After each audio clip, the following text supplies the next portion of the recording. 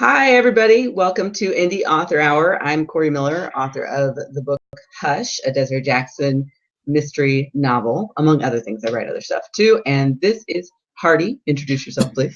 Good morning. I'm Hardy LaBelle. I'm a longtime video game designer, and I'm the author of the Video Game Careers series of career guides for aspiring game developers. Woohoo! Woohoo! Now, Hardy and I did not get together this week and talk about what we were going to talk about for this particular Indie Author Hour. So, I don't know, questions, answers. We'll try and give answers. You could give answers. You could join the locked seat because it's not actually locked. So if you want to participate, feel free to join in at any time and you can participate. Hardy, did you have something you wanted to lead off with at all? When are we scheduled to talk about BUBLISH? That would be my question. That is on the 19th. Yes, next week. So next week, Kathy, it's either Meis or Meis. I think it might be Meis. At any rate, she is the founder of BUBLISH, or at least one of them, and she is going to come and join us on Indie Author Hour next week, right here. Very excited about that. That'll be fun. That is very interesting. Can you tell us a little bit about how that happened, how that came about? I'd like to know the story. Well, I was having some challenges, and BUBLISH is a great platform. There was just this one little glitch that kept happening, and I couldn't figure out what it was, and I finally decided to follow up on it. So it wasn't that I contacted them and they didn't respond. I just finally decided to say, hey, what is this? And so she sent me a message back, and they respond really fast when you do have questions. By the way, their customer service is awesome. That's been my experience so far. So she responded because she handles a lot of tech support. And I described my problem, and so we had a meeting last Friday, about that particular challenge that I was having. And really what it had to do with is I work on a Surface Pro, and it's a hybrid thing. So I have a touch screen and I have a keyboard. And whatever their system is, it's not optimized for that hybrid. It's optimized for either or, but not both. And so that may be what's causing my little hiccup. And so they're looking into it to try and figure out what it is, and then they'll just go from there. But that was what happened. Was I was talking with her, and she said, hey, I see you do this Indie Author Hour and you do this back porch writer thing. And I went, yeah. And she said, do you want to be a guest? I said, okay, great. So it was really pretty simple, actually, as far as getting a guest goes. How did she notice that you do the blab? Does she follow you, or?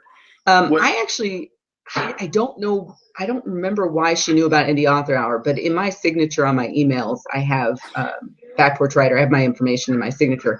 I don't remember if I added Indie Author Hour in there or not. I might have, or I may have mentioned it. I have no idea. I can't remember. Well, that's it was like a week ago. Yeah, it's very interesting that. I think it's super smart. As anyone who's watched our show or listened to it knows, I have made some bold predictions about the future of Blab vis-a-vis or in relation to the other kind of social streaming platforms that are out there. I think Blab's going to put Periscope out of business. And so I think it's super smart for her to want to get on a Blab show, especially one that is as esteemed as the Indie Author Hour. You know, such a rich, so much fun. It's fun. Plus, it has such a rich tradition. I mean, we've been doing this for 5 weeks now. Yeah, oh, it's been more than 5 weeks, actually. It's been a little bit more than that. And I did tell her that this show is new for us. But there are other, and I mentioned this to her, there are other authors that are really getting into this Blab chat environment because it's just fun and it's a great way to connect with other authors because we're so isolated a lot of the time. Yeah, that's true. We're just so alone. It's a lonely existence.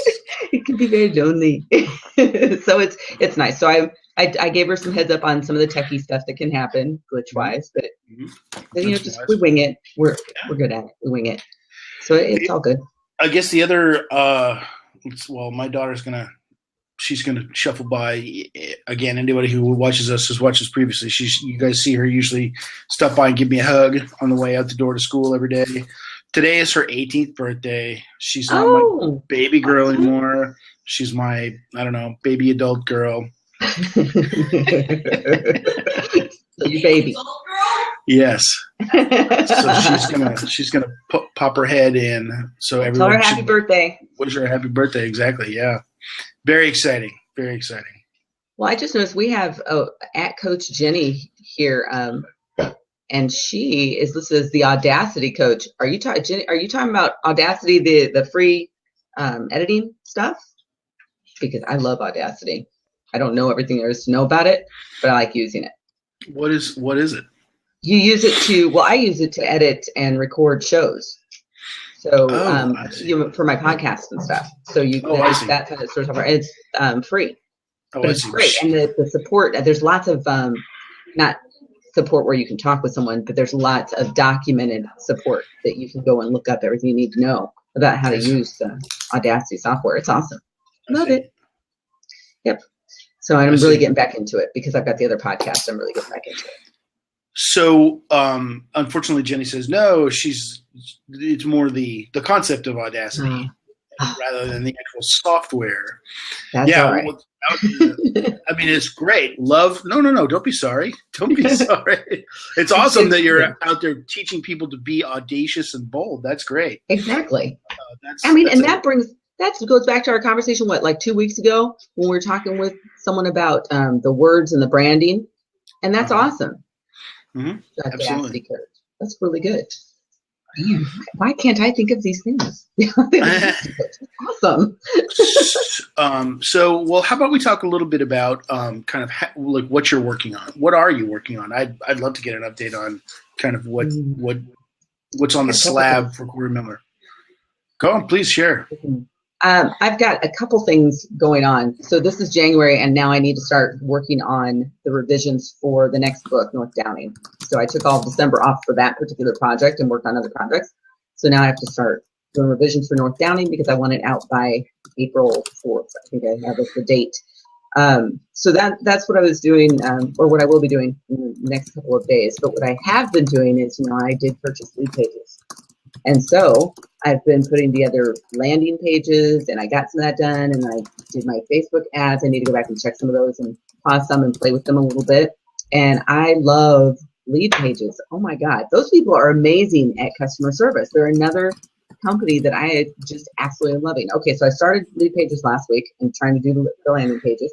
Ran into a few challenges, things I just didn't understand. I didn't want to really look through all of their stuff to find the answer. I just contacted them directly, and on all of my questions, someone got back to me. But there was one person who went above and beyond. I mean, completely above and beyond. The guy put together a video of my stuff that I had just created and then sent it to me and said, "Here's what you need to do." Oh my God. It was so awesome because I'm fairly visual in my learning when it comes to techie stuff. I don't like to read the manual, for example. I like to read the pictures and figure it out from the pictures. So it was awesome that he sent that to me. And I thought, oh, that's amazing. I love that. I mean, their customer service is awesome. Mm-hmm. Mm-hmm. It really is. So you have been deploying your funnels using LeadPages. Yes, that's great. So last week you asked me if I thought you could get it all done in the week. How'd you do? Did you get it all done? I got the part that I wanted to get done. I got done. And I even watched a couple, because I did their training thing that they do for newbies. I listened to that and watched that, and then I started working with it. But I had the things I wanted in place for the week got done before Friday. So I pretty much did it all on Wednesday, Thursday, and got that in place. And they have a Facebook advertising course too. And so I took a look at some of that. I haven't finished that yet. It's a bit dated. Yeah, it's a bit dated. So if you want, it's still useful. But if you watch it, the screenshots or whatever of the Facebook are going to be different. And another thing that's different is Facebook switched their pixel thing. And I never really understood the pixels before, so I didn't mess with it. But after watching that, now I understand it better.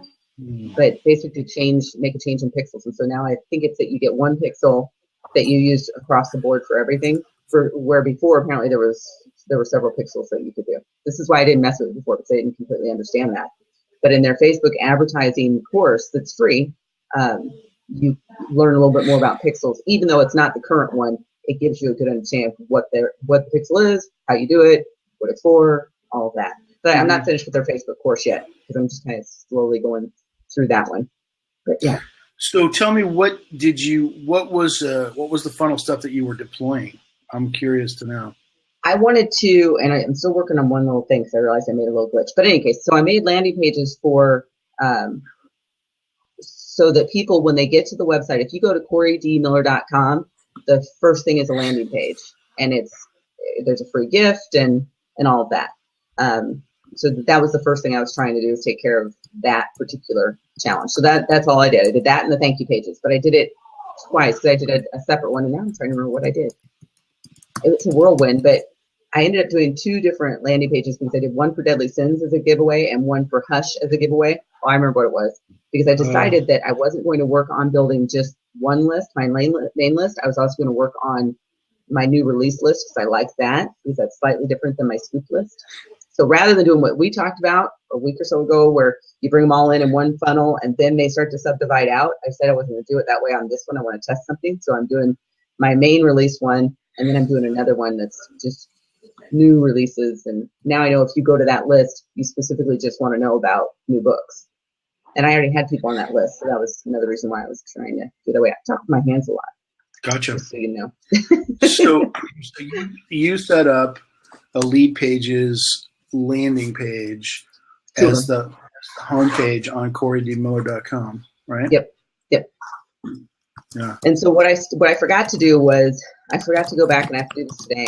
I forgot to go back and turn off I have Sumo Me on my sites, and I was turning off a lot of those things and forgot to turn off the welcome mat. So if you are someone who already went through and landed on the landing page, now if you went to the website, you theoretically wouldn't see that landing page because you already did, but now you'll see that Sumo Me welcome mat. So I need to get rid of that. I need to turn that off. I just forgot. So mine, I think I've told you before. My homepage is a LeadPages landing page as well for the book anyway. Not my blog. My blog is a WordPress site, just a regular WordPress thing. But but the landing page, the homepage for my book, which I posted in the chat there, is just a landing page, and I tell you, it's fantastic. I mean, I'd have to go back and take a look at how many landing pages I've deployed using LeadPages, but it's a lot because I've seen a bunch of things where I'm like, oh, I could put set a landing page up for this or set a landing page up for that, and just having the ability to deploy those quickly and easily is so incredibly handy. It's fantastic. It is pretty easy to use. I mean, once I got how things connect, I'm like, oh, and I will say this, when I did the training thing with them, the guy starts with thank you pages. And I thought, why is it starting with thank you pages? And now I get it. Now it makes sense. And so, and when I was trying to do it on my own, I wasn't starting with thank you pages, and it was just convoluted and confusing.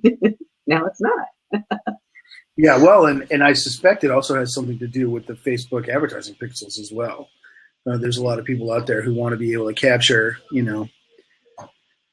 just capture the traffic that come through their website, and you set your pixel up on your landing or your thank you pages, or at the conclusion of stuff, so that you can then sort of understand where your conversions have happened. In any case, blah blah blah. Blah, blah, blah. Yeah. So let me ask you this: you have a video game career book as a landing page. What's the address for your actual blog? Oh, it's heartofabelt.com. Yeah. See, and my blog is, the reason I didn't do what you're doing is I don't have a dedicated .com for my books. I don't have deadlysins.com. I don't have hush.com, because that would get crazy. I mean, with the amount of books that I write and that I will be writing. So I didn't do that. So that's one of the reasons why I just did a landing page as my homepage on my main site, and just said, here's how I'm going to approach this and see if it works. So otherwise, I mean, I could potentially end up with, 20 or 30 .coms all related to books, and that would just get a little insane from my perspective. I have to keep some of my sanity. So right now, that's not my approach. I'm not going to do it that way right now. Yeah, well, I think I think that could be fine. The thing that's interesting to me about doing it the way that I have is that if I choose to write fiction, or if I choose to do other kinds of books, it's separate from it's basically separate from the rest of the stuff that I'm doing. So it stands alone. It doesn't necessarily people don't have to come to hardylabelle.com if they're interested in my book. And I actually think that helps with just marketing. You know, I don't actually have to. I'm just looking for the keys. I don't have to get people to come to my blog to get my nonfiction books. You know, the career guides, which I think is super helpful because to be frank, if I was out in the world and I saw, you know, a Facebook ad that said, you know, come here and get this book, and I went to somebody's blog to get their book, even though, of course, you know, people write books and list them on their blogs all the time, I don't think I would be quite as inclined to download it or sign up for it. I think for a nonfiction thing, there's just a certain kind of sorry, my daughter's on her way out the door to school. There's a level of, I don't know, professionalism or authenticity just in having it be a separate URL. It just looks more real, at least from my perspective. So, like I said, I think it's easier if it's nonfiction and you're not writing as many, but then maybe not. I don't know. I've looked at both sides of it. I mean, I follow a lot of nonfiction authors because I read their stuff, and some of them that you go to their sites and all of their books are listed, and it's, you know, under a tab called books and all that, and that doesn't really dissuade me from saying I don't want to download whatever they got me here. That doesn't, because bottom line is I wanted it. That's why I clicked on it, was because I actually wanted it, you know. So it wouldn't bother me at all, as long as it was, I knew exactly where I was going. So in my case, I'm the one that, here's a good cautionary tale, right? So before LeadPages, when people would go to my site and they were supposed to download, there were all these different tabs that they could go to and get distracted, even though at the very top there was a box that said, this is where you need to download this thing. That was not very effective. But now there's a landing page, period. You know, you click on that thing over on Facebook, it takes you to this landing page.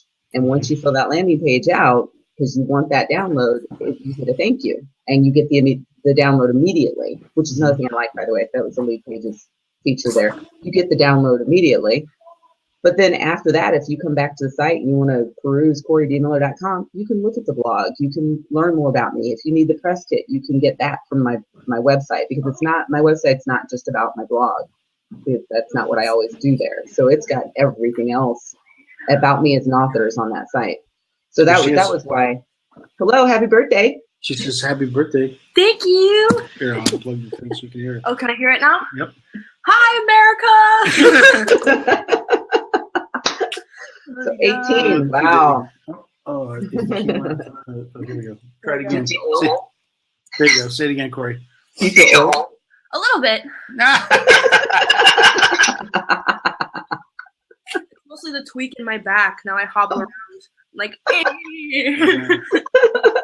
Oh no. Well, have fun. Thank you. I'm so excited. I'm now, what did you say it was? An adult baby? That's right. She's my adult baby. Right. Yes, the adult baby. Transitioning to larger diapers now. That's right. Dad, good luck. I'll see you later. Okay, see you later. Bye, America. Goodbye, America. All right, baby. See you in a little while. All right, let me put these headphones back on so I'm not driving the rest of the family crazy here. So I don't know. I guess it's an experiment to see what works more effectively for whatever it is that you're doing. I like once I put together the course that I'm working on, you know, that'll have a different landing page. That'll have a different, you know, you click on this, you go directly to that. It's not a direct, you fill out the form and you end up at Corey D. Miller. That connection won't happen, because that doesn't make sense, because they're not there to buy my books. They're there to take a class, a course. So I'd set that up differently from my perspective. Slightly different funnel, basically. But that's what I'm working on. That's what I'm doing. What are you working on? Oh, we lost Hardy. Hopefully he will be back soon. At any rate, that's what we're working on. Somebody had asked, what is it that we do here in Indie Author Hour? What is it about? It's basically about authors talking about the different things that they are trying, that are working, that are not working, recommending different things that we're trying, just to see how they go. So that's what Indie Author is all about. And Hardy is going to join us back in just a second, and I'll bring him in. He just got a little bit lost for a second there. I'm going to pause the recording, though, just so that we can wait a second. Oh, wait. Nope. Now it's recording again. So Okay, cool. when people watch or listen to this later, I have no idea how this is all going to play out or turn out for you. I have no clue because it hasn't happened before. This was new. It's a mystery. Yeah, that was weird. I wonder if it just hated the idea of me unplugging my headphones. Oh. Maybe that's what it, I don't know, whatever. You never know. Yeah, I mean, remember I did have that glitch some weeks ago where I took off my headset, unplugged or something, and then all of a sudden things were wacky. Yeah, things got weird, so maybe we should, I will, not that Blab is necessarily listening, but if they're listening, Blab, sometimes when you unplug your headphones, things get weird. Give you a heads up right there. Things get a little strange. Okay, so what are you working on? Because obviously my whole world has been LeadPages, and I just started working on my course yesterday and putting together one of my first video things for that. Really? So yeah. wait, hold on. Yes, I'm working on a class as well. I am working on a class as well. That's a great entree. But I want to know, what is the course that you're working on? I'm actually putting together a course on creating the life that you want, because I started a series on Back Porch Writer called that, and it's been received really well. And so I thought, well, I'll just put together a more in-depth course on creating the life that you want. And it's been outlined for months, but I haven't had a chance to really work on it at all. And so yesterday I sat down and started working. I'm using videoscribe. I love videoscribe. If you have not checked it out, you can check it out. It's by Sparkle, Sparkol.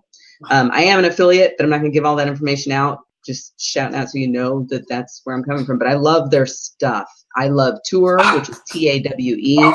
Really fun app for your phone. You can take a single image, and I probably have mentioned this before. You can take a single image and then create a video based on that single image and add audio to that, like a voiceover.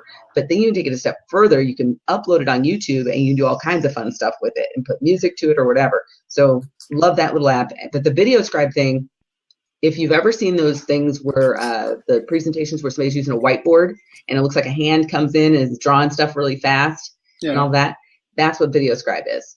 It gives you the ability to do that and create videos that are like that, and I just love it. I had so much fun last night playing with that. I was doing that much longer than I should have been doing last night. So all right, so you're using that to animate your slides? Is that what you're using that for? Yeah, essentially, well, I'm creating the slides on it. So it's not even like I did slides in PowerPoint or anything. I just get on videoscribe. It's on my computer, and I start creating from there. And so I can go out and get some free images, and I can bring them into called a slide, bring it into my slides. I can do all my text from there. I can add voiceover. I'm not to that point yet. So I can add voiceover. I don't remember if you can add like music in the background. I just know you can do the voiceover.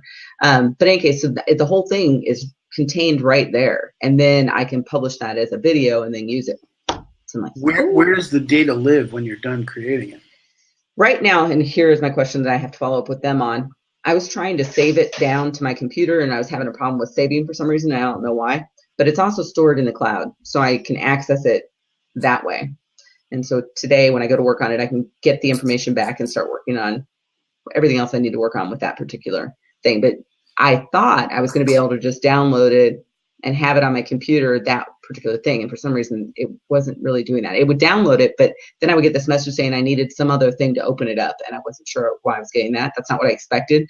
I expected it to be in a video that came down, and then I'd be able to open it with my existing stuff. And that didn't happen.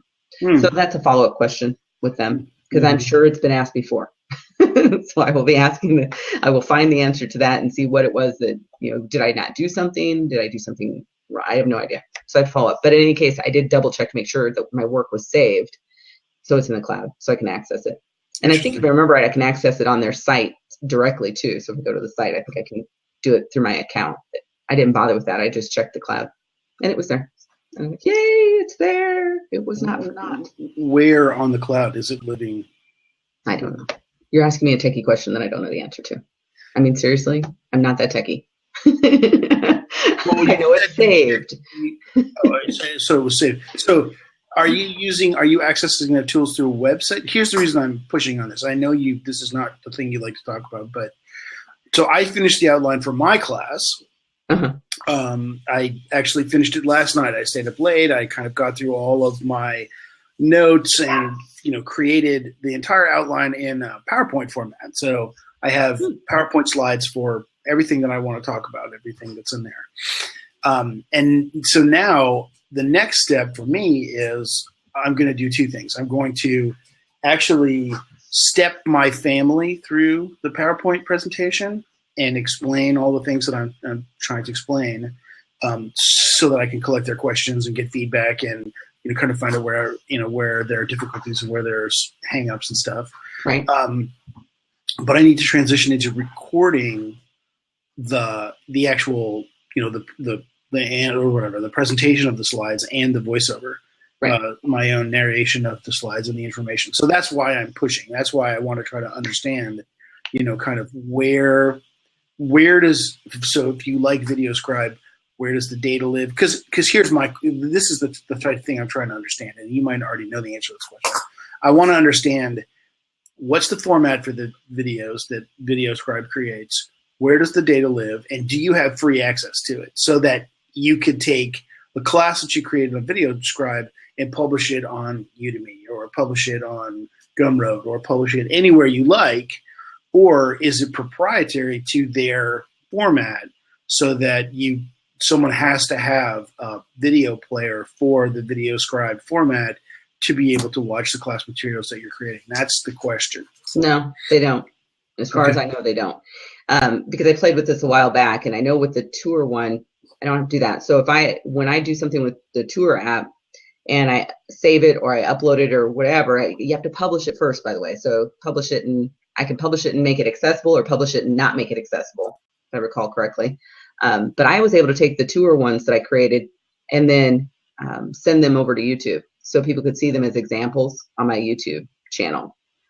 So I have them they're housed on my computer, but they're also on their site, so I can access them either way. And I seem to recall that videoscribe was the same setup. That's why I don't understand why I'm not able to get it all the way down. Did I miss a step? What did I do? Because I could do it very easily with the tour one. So that, like I said, I don't think that's the case. I think it's that I can publish it and I'll double check, publish it and then make it accessible or not accessible to people. But it is something you can just use. A lot of people use it, actually. That's what I learned as I was researching it, because I didn't buy this right away. I tried it for a little bit because I wanted to test it out, because I knew I was going to do a course and I was trying to figure out a fun way to do it, because I was originally going to do it all through PowerPoint. And I think if I remember right, I could take the PowerPoint slides and import them into the videoscribe too. But I have to double check that, because it seems like that's what got me the connection to begin with, was that I was looking at PowerPoint and I was like, I wonder if I could put this into something else. I like those scribe things. So there must have been a connection that got me there. But this was early last year that I was researching this. And then I decided that I would get the videoscribe and start playing with it, because it was just, fun. All right. Well, since you've been on the hot seat, we'll talk a little bit more. So I am, like I said, I finished the outline for the first class of the Video Game Career Academy. Yay. Which doesn't have a landing page. I do have a URL, but doesn't have a landing page yet. Oh, thank you for the props or whatever they are, applauses. So the first class is Learn Level Design, and it's up to 10 modules right now of content. Cool. Because I kind of went through my outline and I was, carefully sort of pulling out, all right, these are the things that I want to talk about. Here's the ideas that I want to try to explain. And I was going through all my notes, and what I decided was that I wasn't going to try to worry about the number of modules or the length of modules. Instead, I wanted to just group information as clearly as I possibly could, so that the ideas flow together. And if one happened to be shorter or longer or whatever, then I wasn't going to worry about that as much. And it's a lot to talk about. I mean, there's just tons of information. And here's my concern, and it doesn't matter to anybody but me, but since it's on my mind, what's interesting is that there's a lot of kind of fuzzy information to talk about. And then it needs to go to this point of crystal clarity where you're actually doing the work on a level design. So I kind of tried to pick a place that made sense to start talking about all this fuzzy stuff, like, all right, you got to think about this, think about that, and blah, blah, blah, blah, blah, blah, blah, blah, blah. And then it comes down to this point of crystal clarity where we're actually talking about the process of making levels. And hopefully the sequence makes some sense with all the fuzzy stuff. I'm going to test fire it. Like I said, I'm going to sit my wife down and my kids and do a test and, you know, start explaining the concepts, take them all through it. Unfortunately, they are a friendly audience. So they're not as critical perhaps as, you know, someone out there in the world, but I'm hopeful. We'll see. And, you know, just take all that information and step through there. But it was funny, to be honest, as I started to write down all the things that were in my head. It was just funny to see how much information there was. I'm thinking, oh, well, I don't know, is this really going to be enough for a class? Is this really enough, you know, information? And at the end of it, I'm thinking, that's 10 modules that someone could sit there and go through and to get sort of all the, all right, what? Now you know what I know. Right. You know, not necessarily my experience of having done it for 20 years, but at least you know the way I think about it and the way I approach the problems. And right. Holy cats, it's a lot. Now that I have this daunting task of recording it all, I'm a little scared about, I don't know, that, I guess. Well, it sounds like, are you going to get everything done and ready to go and then put it out there? That is your plan? Because I know from listening to some other people who, like at Teachable, I just listened to the guy from Teachable. He was on Joanna Penn's podcast this week. And I know some other people at the other different platforms have said the same thing. Oh, just, you know, put it together and put some of it out there and then do it as you go, you know, as you get people. And I'm thinking, that's great for somebody who wants to wing it. Yeah, so I am a member of the Create Awesome online courses. David, Garland, that guy. I'm a member of his class, and he recommends that you absolutely do not do it that way. He recommends that you create all of your content, you launch the class, you open it, you know, you open your cart for a limited amount of time, get people on board, and then you close the cart and you run the class for some period of time, and then you open the cart and close it. As opposed to the, like, I'm going to open the cart and, you know, sort of whatever, just leave it open all the time and trickle in content and stuff like that. I've seen, here, let me just answer Hakeem. Hakeem, you can try, do you have a question? You're welcome to come on and ask a question if you'd like to ask us some questions about indie author, writing books or self-publishing books. In any case, I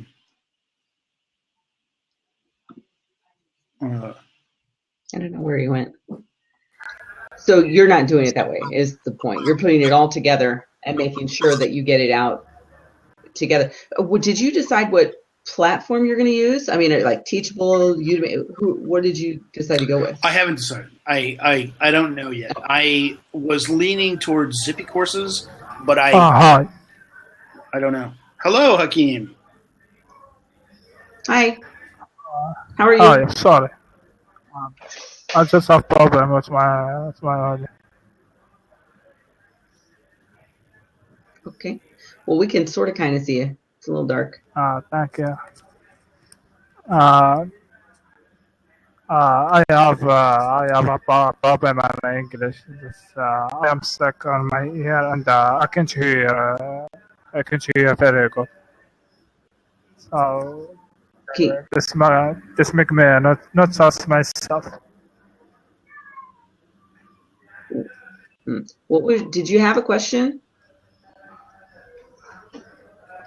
Can you repeat what you say? Did you have a question? I noticed in the chat you said that you're new here. Are you new to Blab? Yeah. Is that what you're saying? It's his first day on Blab. No, you're welcome. I am just study at school or I study sometime at home. It listens on internet. It's like.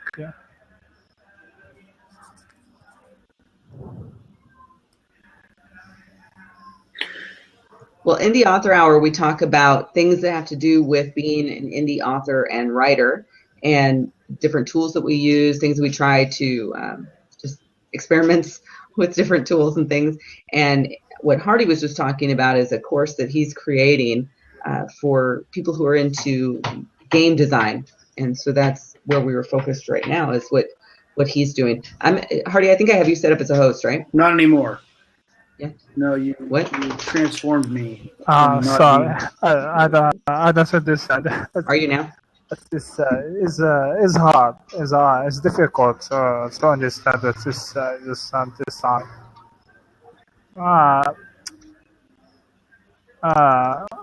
Maybe I am not read the book so much. I don't know, so. But I don't want you to feel bored with me or what's your time like that, because I'm not ready.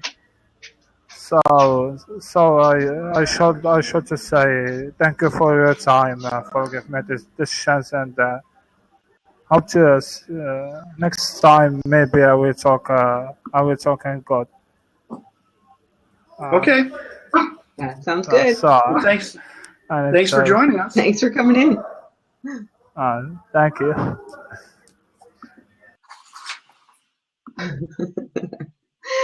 That's always fun. Yeah. People popping in especially when they're from other places. I just think that's really cool. And what I mean by other places, when they're not from the United States, I think that's really cool. That's right. When they pop in. That's right.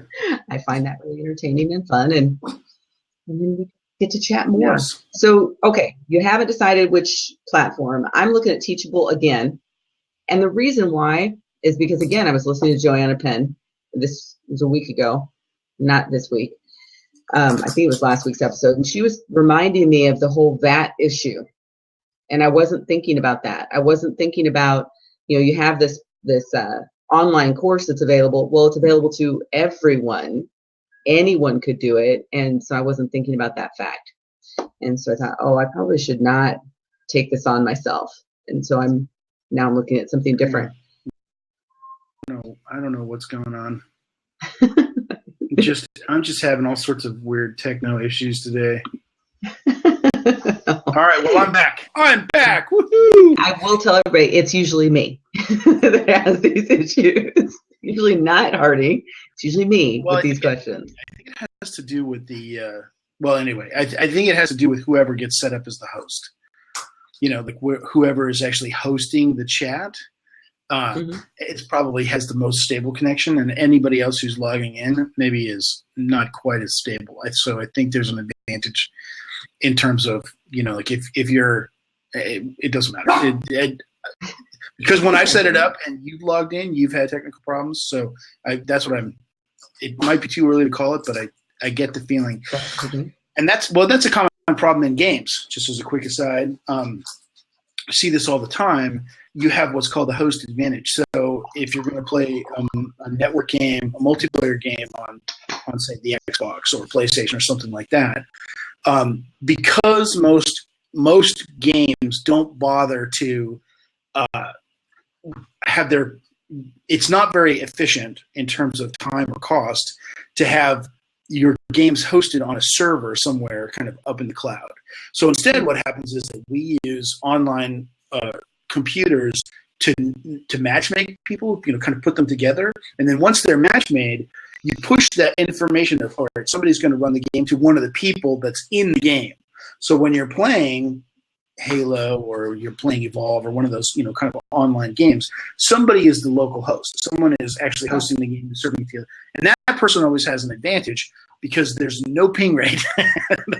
The computer sees exactly what they're doing just as fast as they're doing. Anybody else who's connected to them, it's a little sketchy. So anyway, I suspect Blab is doing something similar. They're probably, or if not exactly the same, then there's some similarity. So stability probably comes more from whoever's hosting. In any case, it doesn't matter. Techno babble aside. All right, so you started to say, I lost you when you said you said something about Joanna Penn and Teachable. Yeah, Teachable. I decided I would look at Teachable again. I don't know if that's where we cut off or not. And part of it is because she reminded me of the whole VAT tax thing, that issue, because I wasn't thinking about the fact that people would or potentially could access courses from wherever. I wasn't thinking about, somebody in Dubai might want to do this course or whatever. horrible example, I think. But in any case, I wasn't thinking about that. I was thinking very much, oh, my audience would be people in the United States, so, which would make sense to do it and host it and do it all on my website, blah, blah, blah. And I was fine with that. But then when she reminded me of that, I said, oh, I don't want to deal with any of that. So I probably do need a platform like Teachable or this Course Cats or Zippy, whatever. But since I had already started with Teachable, I thought, okay, I'm going to go back to that and see if I can figure out their platform. And some of it, quite frankly, I don't find very user-friendly, to be honest.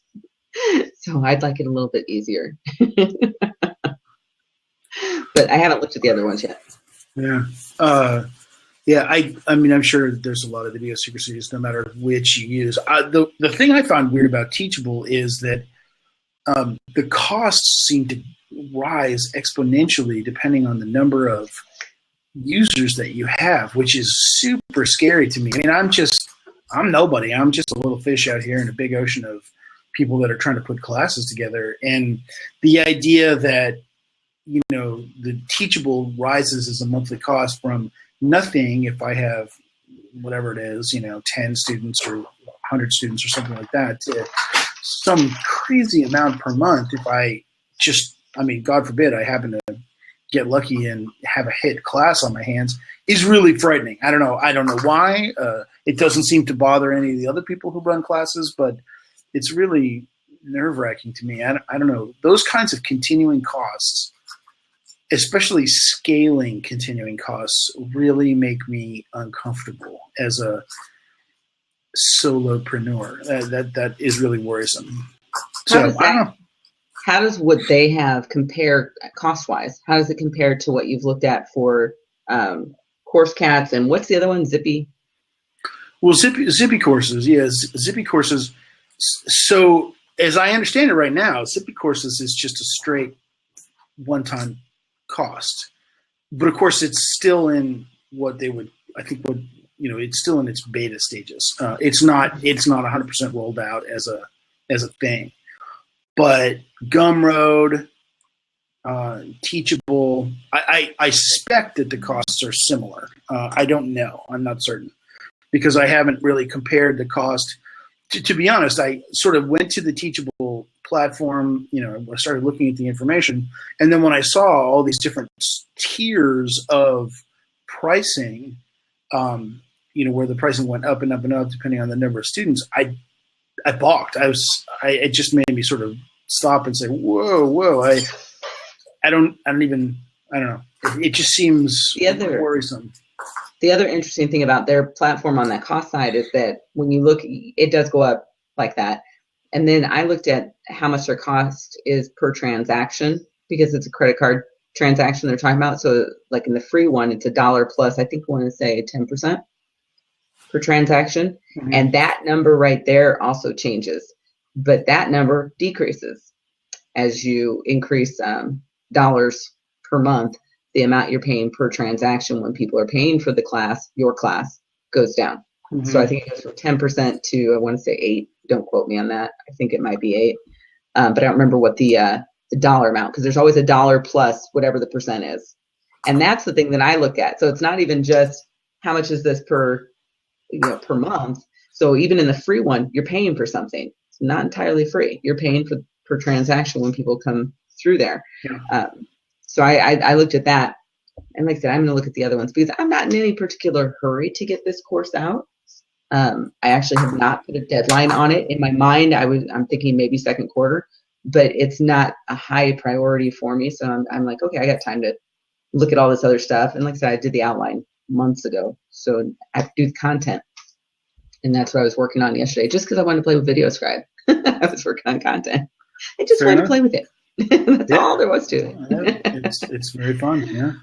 And it was fun, but I definitely want to check out the other ones and find one that makes sense. That not just makes sense monetarily, but makes sense from a user perspective. There is somebody else using it and me setting it up. I want this to be as simple as possible, and I'm not finding the Teachable platform as simple as I would like it to be when I'm trying to set things up. I'll give you an example. So I had one piece of content well, I didn't have the content ready. So I was on the site and I learned the hard way that you have to have it all ready to go before you can put it in there. And I don't know if it's true for the other sites because I haven't done the other sites, but it didn't even save what I did. So I was typing a description in and I figured it would save that, and it didn't save it. So it wasn't like I could go back later and continue to work on this particular piece of my puzzle. It just was all gone. And I thought, oh my God, but I really liked what I wrote. And now I have to figure out see if I can remember what I wrote for that description in that text box. I see. That's interesting. So I didn't like that. And there was no save button. It was published, but there was no save button. I'm like, no, I want to be able to come in because I don't have time to just sit in one fell swoop and do all of this, I have to be able to come in, do some work on it, save it, and then come back to it. And I couldn't do that. And I had no idea why I couldn't do that. I just know it all disappeared. Well, it's so then the tip sounds to me would be, it sounds like you need to be creating the content in some sort of format on your local machine. Right. And then upload everything at the same time. Right. And that's what I figured out was I've got to do it all at the same time. But the fact that it didn't even, this is the interesting thing is, so you have a section there where you upload all of your stuff, but then there's another section for that course that you're creating, or that lecture that you're creating, that you can do a description sort of thing. That's what I was doing. So Sure. I figured it would save the description, and it didn't even save that. I thought, that's very odd. Really weird. So I didn't like that. I actually didn't appreciate that because that meant I wasted some time, and I don't like to waste time. Yeah, no, that's terrible. There's no saved version. There wasn't no, not that I found. And by that time I was like, seriously? So I just stopped working on it because I'd been doing other stuff by then. So I thought, oh, I'm not doing this right now. And I don't like the trying to find answers to questions is not real easy there too. It's like I'm going through levels and levels and levels of just to try and find an answer. I also don't like that. I like to be able to put my question in and get my answer as quickly as possible. And I wasn't getting that from there. So that's why I say I'm not married to the idea. I'm willing to look at other possibilities like with the course caps and the zippy courses and things like that. But then I was also totally fine with just building it myself and doing it on my website. So sure, yeah. There you go. You're gonna charge for the class? Are you thinking you're gonna charge for it? Yeah. Okay. Yeah. I suspect that some of those solutions like Teachable or Gumroad or whatever, exactly like you said before, part of the advantage of the continuing service is that they're handling the billing stuff for you. Right. They're doing all that as opposed to and handling the tax stuff, right, tax stuff. As opposed to just getting PayPal Pro or something like that and handling the payment side of it yourself. Mm-hmm. It's interesting. I don't know. I'm not sure. I do know that the best two classes that I've taken so far are both on Teachable. Like the very top tier classes that I've been a part of are both on Teachable. That would be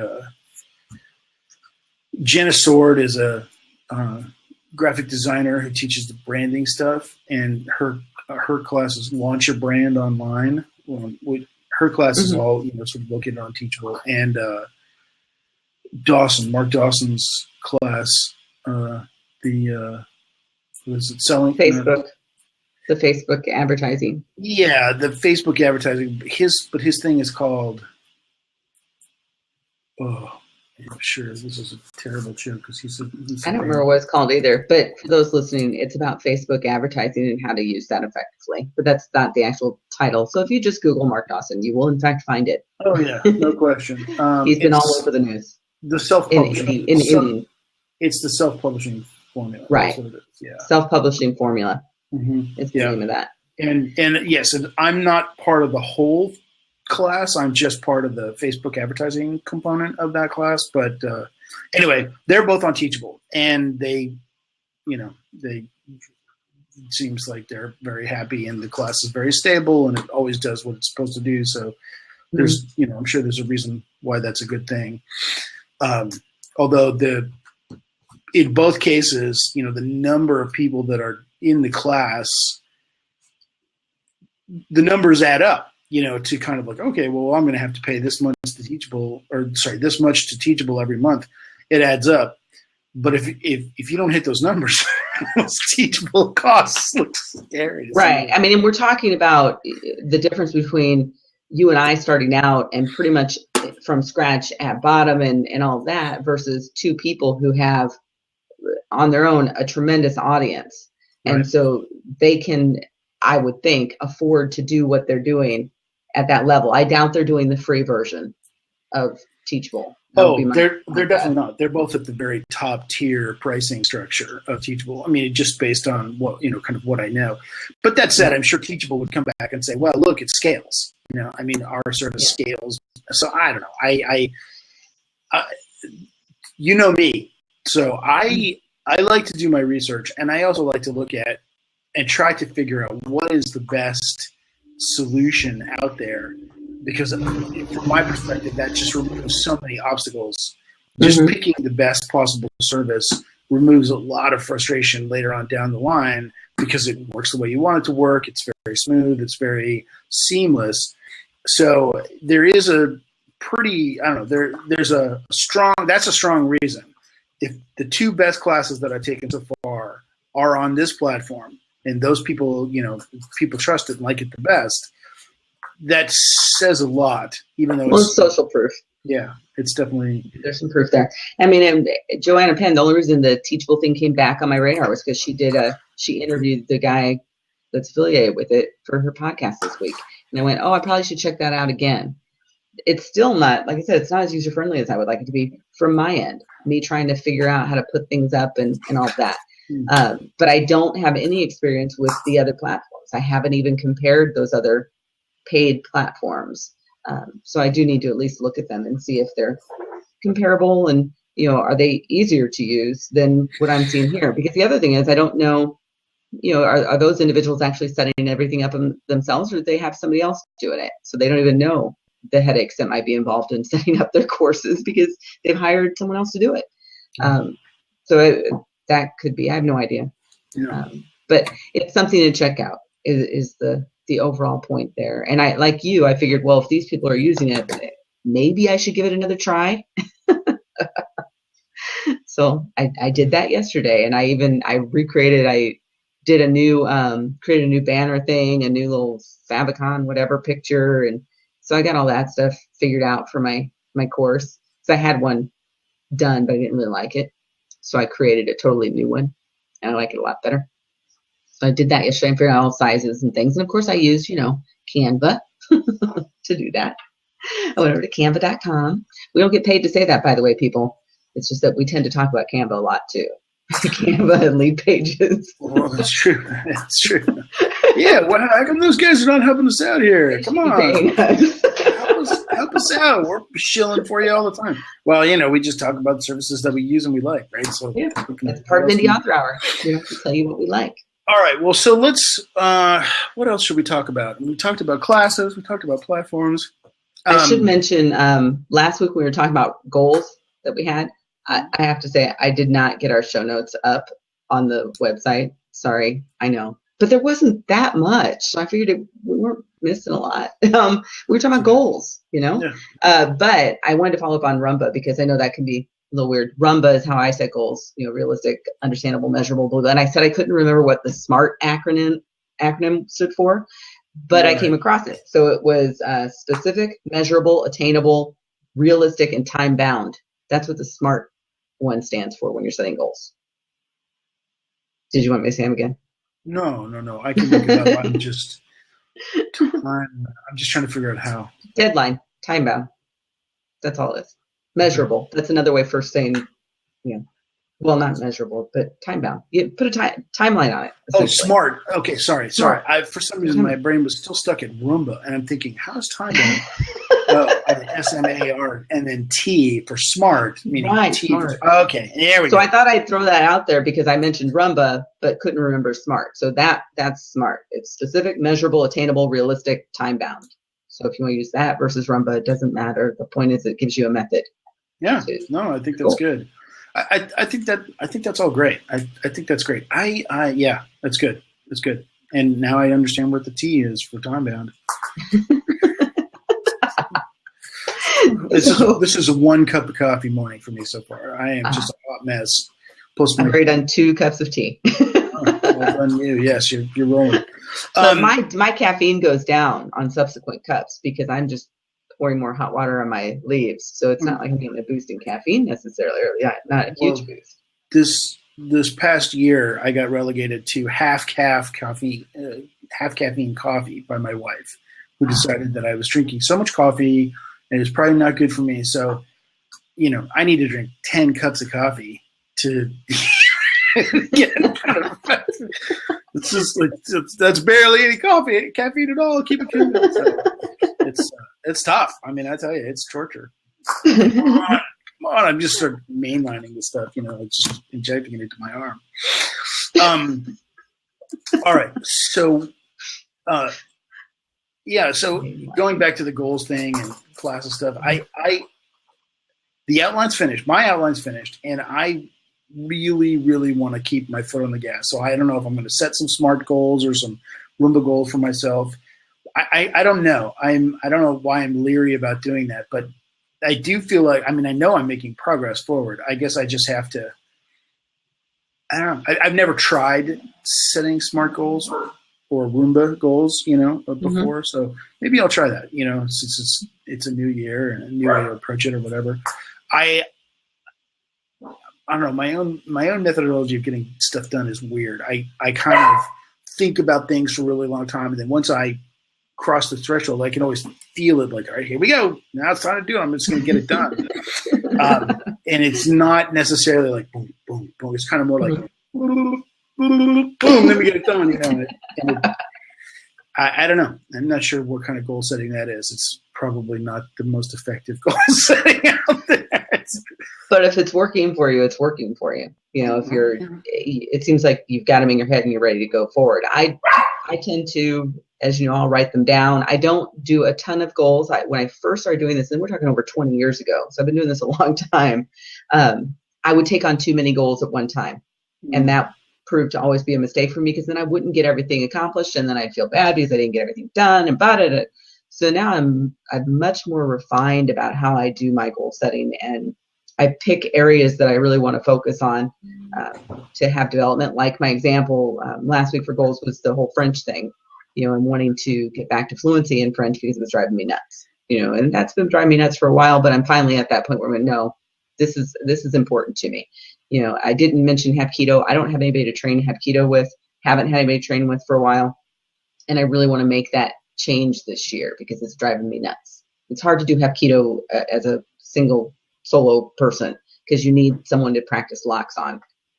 So it's kind of a critical thing. So you can practice all the other stuff you want to practice, but if you can't practice the locks, the joint locks, you're kind of, SOL. Yeah, you need someone to basically yell, yes, okay, that hurts, stop. You're basically doing Taekwondo or Shotokan or something because you don't have anybody to do locks on. and that doesn't help. So I pick certain goals. So like last week, my goal was to do the LeadPage thing. I wanted to get that one thing done by the end of the week, and I was done. This is why I could kind of go into the videoscribe stuff, because I was already ahead. I was like, I can work on something that's just sort of a fun thing, and then I'll get back to, now I have to do revisions for North Downing, and I've got to get the cover design done for the book, for both books, and so it's back to that grind. Let me ask you a quick question. What is, so you've mentioned North Downing a lot of times. Is North Downing the next mystery? Is it your same heroine, or is it something else? Same person. So it's the second book in the series for Desiree Jackson. So I write the Deadly Sins mini-series as short stories, groups of short stories, and each story is anywhere from 5,000 to 8,000 words, and then I group them in groups of 3, and then put them out as an ebook. That's the intent. I did 4 once and 5, but now I'm going to do 3 at a time and keep them 5,000 to 8,000 words. So I wrote Deadly Sins 3, and it's pretty much ready to go. I'm waiting for the cover, right? And then North Downing is the second full-length novel in the series. So Hush was number 1, North Downing is number 2, Off the X and On Your Six and Off the X are the next 2 after that. So I have the titles. I don't have the story plotted out yet for either of those 2, but North Downing is just It's revisions and editing is what I have to do with that, and then it'll be formatting. But the cover design is something that I'm paying someone to already do. So he hasn't started it yet. He's working on Deadly Sins 3 right now. Is there a naming convention behind the names? Like, no, actually, none. I'd love to say that there is, but no, there really isn't. Hush came out because I was working on the book, and I was doing it for a nano project, and my husband actually suggested it. I told him what the story was coming out to be because I didn't know. I was just writing it, and he said, well, what about this? And I said, oh my God, that's perfect. And it was. Hush was perfect, and the cover works with it really well, and it was awesome. North Downing, I knew the title of that book before I knew anything about that book, and I knew it before Hush. And it was because I was driving down the street, a news program came on, and they mentioned North Downing, and I went, oh my God, that'd be a great title for a book. What is? And I had no story. What is North Downing? What is that? North Downing, it continues. My character is Desiree Jackson, and she's a private investigator. And she, in the first book, which you learn about her, and actually in the short stories, is she has a sister who was killed years ago when Des was younger. She was a teenager when it happened. So in Hush, she's researching a cold case, and that makes her decide to start reopening the cold case of her own sister, because she starts to get all this information from some guy named Alec Covington, and she doesn't know why, and it's details about her sister. So she's actually doing 2 cold cases at the same time in Hush. So that second storyline of her sister and her sister's death and all of that continues into North Downing. And so you start to find out what happened and who did what in North Downing. Okay. And that picks up the main story. And then the secondary story in North Downing, because there's always, pretty much 2 storylines when you're talking about a mystery novel, right? So there's that storyline going on, a thriller, I should say. But then the other storyline is about a guy who's in prison named Keeney, who he was there because of he likes to burglarize homes. But while he's in prison, he gets tagged for a murder, another cold case, and he contacts Des to ask for her help to prove that he didn't do it, that he didn't have anything to do with it. And I explain in the book why she actually knows Keeney. but that's what the second one is. Okay, that's good. But sorry, what I was really asking is, what is North Downing? Why did you think that would make such a great title for a book? I don't know why. I just liked it. I really liked the name. And so then when I had the name, I was like, I wonder what this is going to be about. And so when I started to write the story that was my nano project, just 2015, my most recent one, that's what the story developed to be. And so I can't really tell you what North Downing is because that's part of the book. You have to read the book to know what North Downing is. But it just, in the news program, it was just some random street, basically. But what I had to decide as a writer was what was North Downing. And so you have to read the book to find out what North Downing actually is. Okay. I can't give that away. Well, I can't give that away. Okay. I can't. I mean, on that one, I can't. But like if you're talking about Off the X and on your Six, I actually don't know. I just liked the titles. I liked those names. They fit with what I was already writing, but I have no idea what the stories are going to be yet because I'm not that much of a plotter. Okay. Because North Downing to me sounds like a historical novel. It just conjures up images of Downton Abbey. It sounds like, it sounds historical. So that's why I was. The cover won't be. The cover won't fit that. So, and that'll be the important thing is that the cover has to really communicate what the story is about and what genre. And so I've been working really hard on the branding side for my covers and communicating with my designer on that, even recently, because he sent me a cover image for Deadly Sins 3 that I said, it won't work. It doesn't fit. It doesn't even work with the 2 that you did before that he did by hand and did his artistic whatever with. On this one, Deadly Sins 3, he was doing some Photoshop stuff, and I said, that won't work. It doesn't flow at all.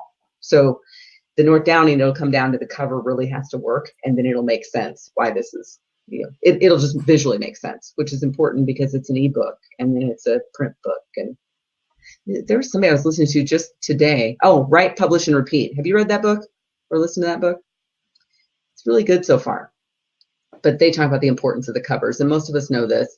If you go into a bookstore and it's spine out, all you see is the name of the book.